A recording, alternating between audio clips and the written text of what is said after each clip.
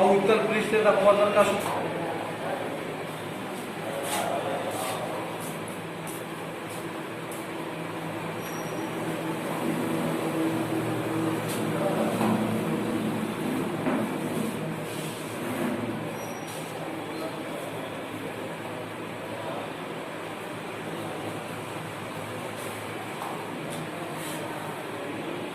Centre है वो board है।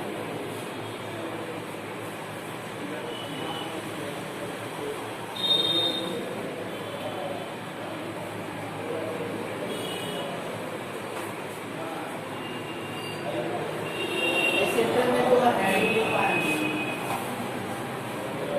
शून्य कोटि अवक्रिया। हेडिंग एक बार फिर से बोल दे रहे हैं।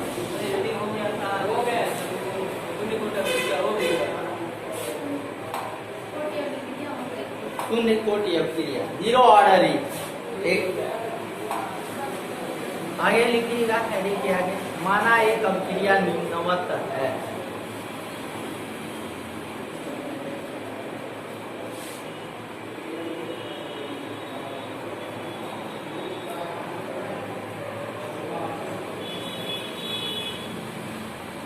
माना एक अवक्रिया निम्नवत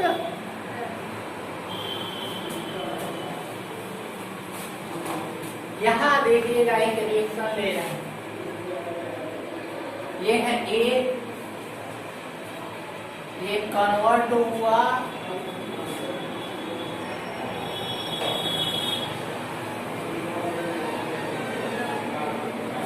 इसमें कन्वर्ट एक ए हमारा क्या है रिएक्टेंट। ये क्या है यदि t इक्वल टू समय मानते हैं कि 0 एक समय मानते हैं कितना है तो ये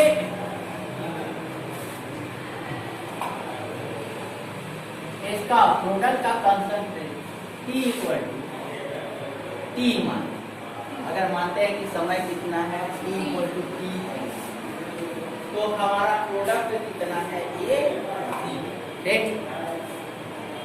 अब अगर t इक्वल टू बीत रहा है t प्लस dt कितना बीत रहा है t प्लस dt तो प्रोडक्ट हमारा कितना हो जा रहा है ये प्रोडक्ट हमारा कितना बन जा रहा है ये। और जाहिर सी बात है प्रोडक्ट की मात्रा धीरे धीरे समय के साथ साथ क्या बढ़ेगी। और ये जो अवक्रिया है अवक्रिया हमारी कौन से किस ऑर्डर की है शून्य जीरो ऑर्डर रिएक्शन। क्या है जीरो ऑर्डर रिएक्शन है। अब जीरो अगर ऑर्डर रिएक्शन है तो जाहिर सी बात है अवक्रिया का जो वेग होगा वो अभिकारक के अणु के जीरो पर निर्भर कितने घात पर जीरो। अर्थात अगर अवक्रिया का वेग कहें तो अवक्रिया का वेग यह अवक्रिया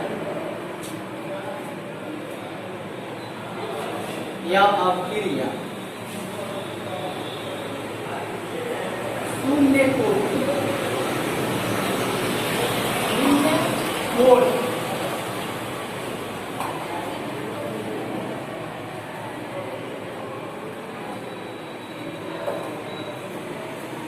अवक्रिया एक तो अवक्रिया का जो वेग होगा dx बटा dt यह अवक्रिया का ताप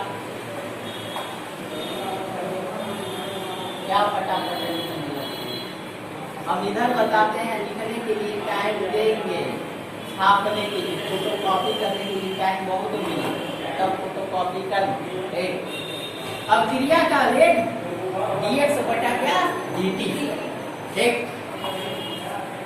इक्वल टू होगा क्या अब यहाँ पर देखिए अवक्रिया का वेग अभिकारक की सांद्रता के अनुक्रमानुपाती होता है। इसी अवक्रिया का वेग अभिकारक की सांद्रता के क्या होता है? अनुक्रमानुपात। अब अभिकारक हमारा कौन है? ए। यहाँ पहले यहाँ देखिए अनुक्रमानुपाती, अभी हम इक्वल करेंगे। एक अभिकारक कौन है? ए। ए की सांद्रता के क्या होगा? अनुक्रमानुपाती होगा। तो अभिकारक हमारा कौन सा? ए। ये हो गया अभिकारक की सांद्रता। इसके ये क्या होगा? अनुक्रमानुपाती होगा। लेकिन यह क्रिया किस कोट की है? शून्य कोट की है। तो अर्थात अभिकारक की सांद्रता पर तो निर्भर नहीं करेगा क्रिया का, नहीं ना करेगा। और जब नहीं करेगा तो अभिकारक की सांद्रता का पावर कितना हो जाएगा? 0। इस पर निर्भर ही नहीं करेगा। अगर एक कोट का होगा तो इसका पावर कितना हो जाता है? 1। अगर द्वितीय कोट का होता तो पावर कितना? 2। अगर तृतीय कोट का होता तो अभिकारक की सांद्रता की कितना घात? 1। अब प्रोपोर्शनल को हटाने के लिए हम लाते क्या है? क्या? ये बिल्कुल बहुत बढ़िया। ये और के क्या है? अब क्रिया का वेग स्थिरांक बताए। आगे चलते हैं। dx बटा dt इक्वल टू ये हो जाएगा। बोलिए।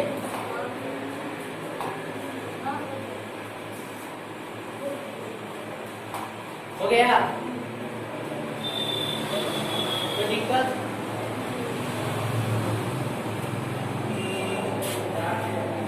dx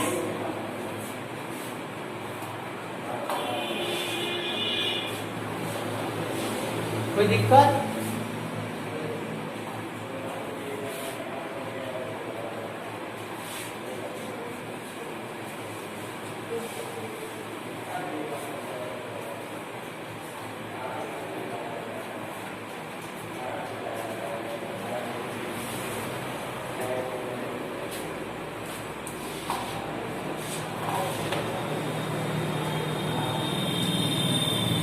तो क्या आएगा जरा देखिए। दोनों पक्षों का समाकलन कर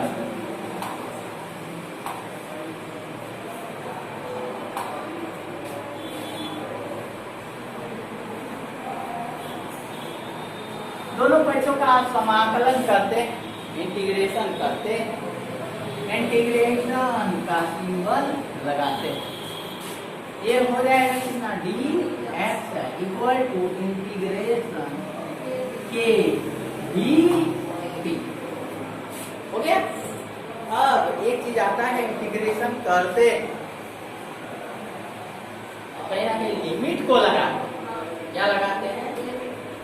लिमिट।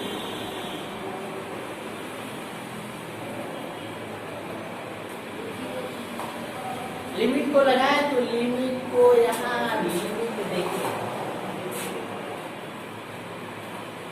0 से कहाँ तक? t तक। अरे अब क्रिया स्टार्ट नहीं होती तो 0 और t यानी लास्ट का सब है। तो इधर इंटीग्रेशन देखिए, इंटीग्रेशन अच्छा इन दोनों राशि में से इंटीग्रेशन किसका हो? t का। बिल्कुल सही है, जिसके साथ d रहता है ना उसी का इंटीग्रेशन। t का इंटीग्रेशन होगा, ये कांस्टेंट हो जाएगा, ये बाहर निकल जाएगा। ये 0 से कहाँ तक होगा? t तक होगा। तो रिएक्टेंट की सांद्रता क्या?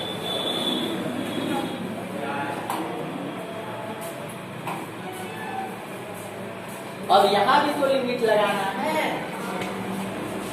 कहाँ से कहाँ से कहाँ?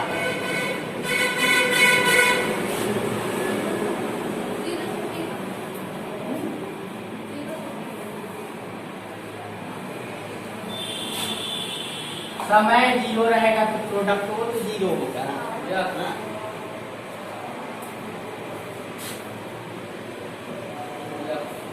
हो गया? x इंटीग्रेशन करेंगे ये कितना आएगा? x इक्वल टू के कांस्टेंट हो जाएगा उसका तो होगा नहीं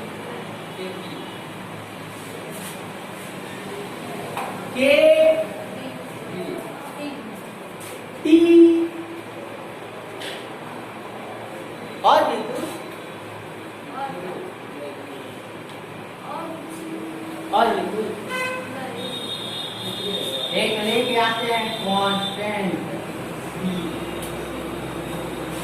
क्या लेके आएंगे constant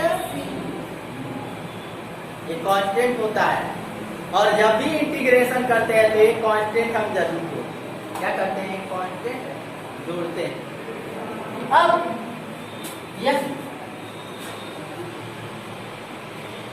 t equal to 0 t equal to क्या हो 0 तो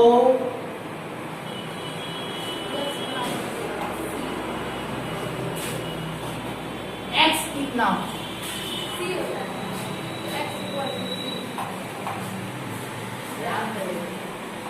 अगर t इक्वल टू हमारा क्या हो 0 तो x कितना हो 0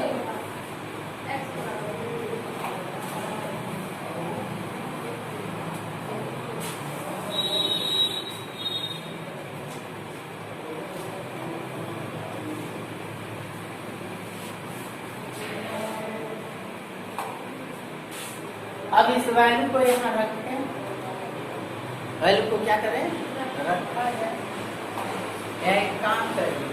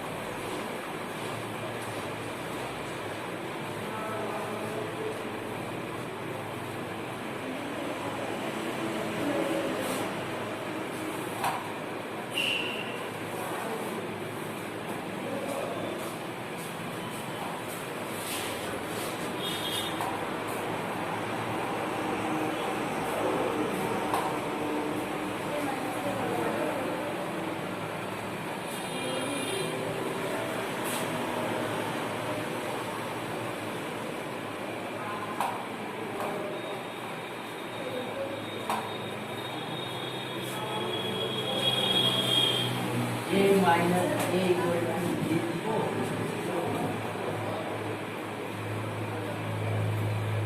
root time है 0 यहाँ तक a equal to t equal to मिलेगा kt प्लस a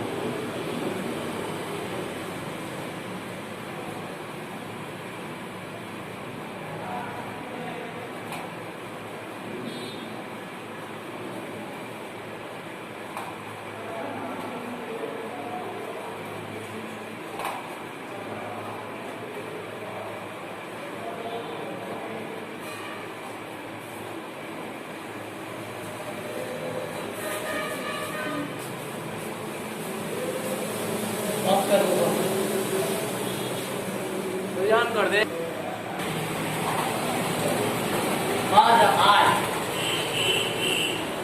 आज आज का मतलब समझते हो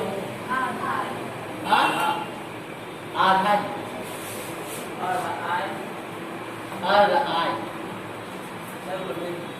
बंद है चालू आई टी हाफ अरे लिखो करो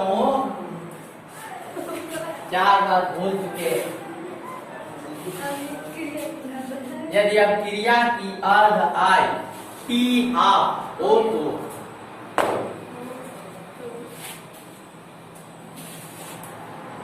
टी हाफ हो तो यदि अब क्रिया की अर्ध आय टी हाफ हो तो टी हाफ। अब ध्यान से देखिएगा, यही आ रहे हैं।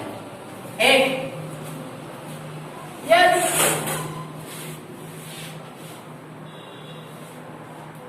जो समय है ये आधा अगर बीत जाए, आधा अगर क्या हो बीत जाए, अर्थात t इक्वल टू कितना हो जाए टी हाफ, तो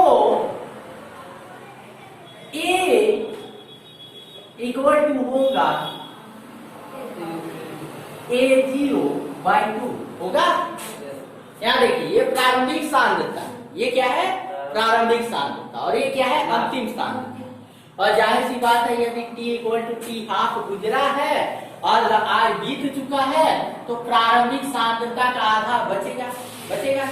अब ये वैल्यू इसमें पुट किया जाए, रखा जाए, तो t की जगह क्या रखना है टी हाफ, a की जगह क्या रखना है a की जगह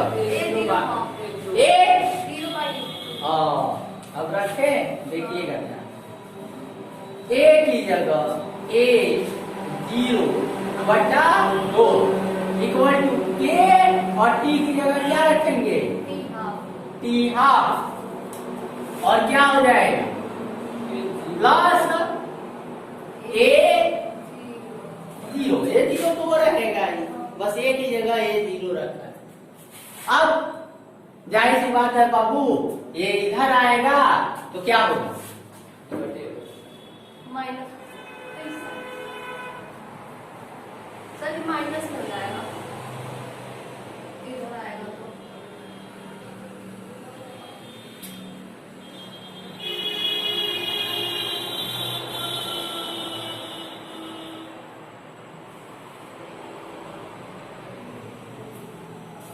इधर लेके आए,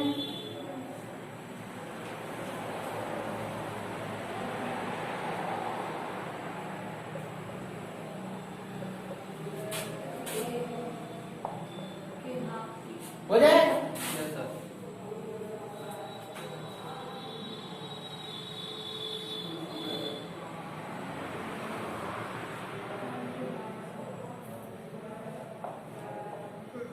हो जाए हाँ।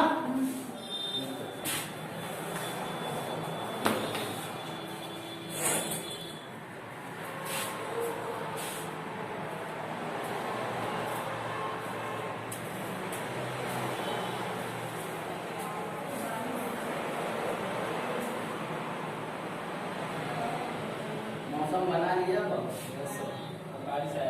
विकास रुपया हो गई हो गया, नहीं तैयार है।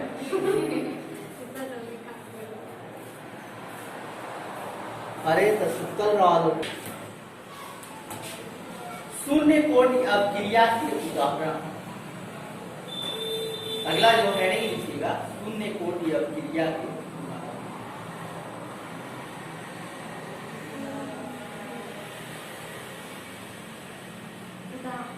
हो गया, लेकिन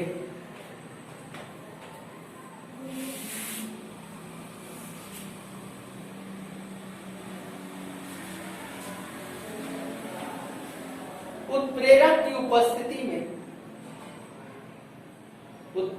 उपस्थिति में गैसों का अपघटन,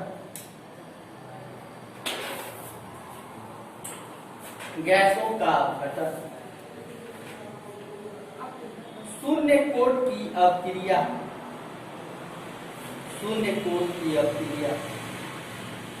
को दर्शाता है।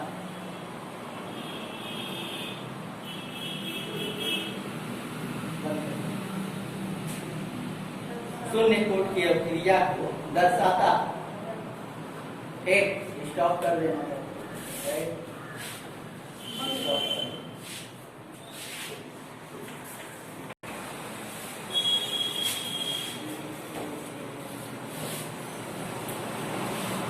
लिखेंगे प्रथम कोटि अवक्रिया। अगला जो हेडिंग है वो है आपका प्रथम कोटि अवक्रिया। अवक्रिया जिसको इंग्लिश में हम लोग कहते हैं फर्स्ट ऑर्डर रिएक्शन। ऑर्डर